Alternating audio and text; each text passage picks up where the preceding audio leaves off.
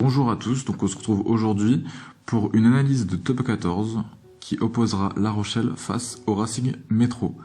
Donc dernière affiche de ce week-end, dans un contexte un peu particulier car il y a le match de l'équipe de France et de l'Écosse, etc. Donc il y a pas mal de joueurs absents. Voilà, donc je vais proposer les compos. Donc voici les compos du Stade Rochelais. Qui propose quand même une très bonne équipe, qui sont pour moi quand même très favoris. Cette année, on le voit très clairement, ils sont leaders du top 14, ils font le taf, et franchement ils m'impressionnent, ils jouent très bien.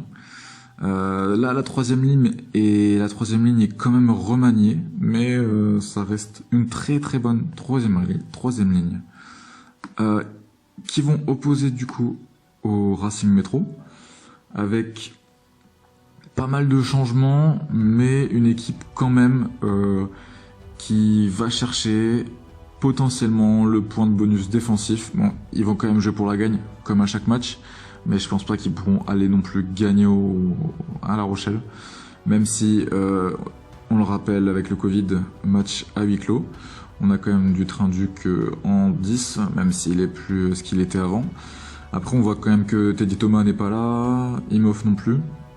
Donc il y a quand même des belles absences. Si on regarde au niveau des historiques, donc le Stade Rochelais sort d'une défaite face au Stade Français avec une équipe très remaniée et un Stade Français très revanchard qui joue très bien en ce moment. Mais après, on voit que ça gagne contre Clermont, ça gagne contre Pau, ça gagne contre Bordeaux, contre Castres, avec une très grosse victoire contre Castres. Et à côté, le Racing qui joue bien aussi, qui alterne les victoires et les défaites. On voit que c'est des matchs assez serrés. Ils vont taper le Stade Français, ils sont revenus de très loin. Brive pareil, je crois qu'ils perdaient 16-3 et ils sont revenus. Avec une équipe remaniée aussi, je me souviens ici.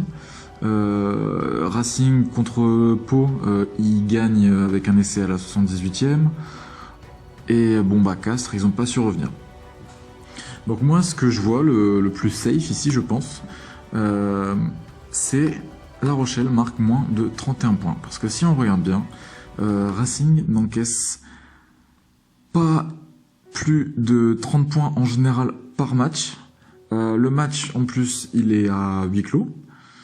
Et La Rochelle, c'est pas non plus des énormes scoreurs. Bon, ok, ils ont mis 35 points à Pau et 35 points à Castres, mais Racing, ce sont des très bons défenseurs.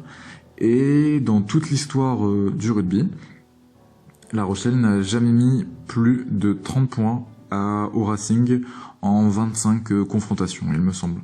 Donc voilà, donc pour une cote à 1,55, malgré les absences, je vois quand même le Racing tenir et ne pas prendre une branlée, clairement. Je vois un score comme peut-être 22-10, 22-15, quelque chose comme ça. Voilà, donc n'hésitez pas à lâcher un petit like, un petit commentaire, et à la prochaine. Salut!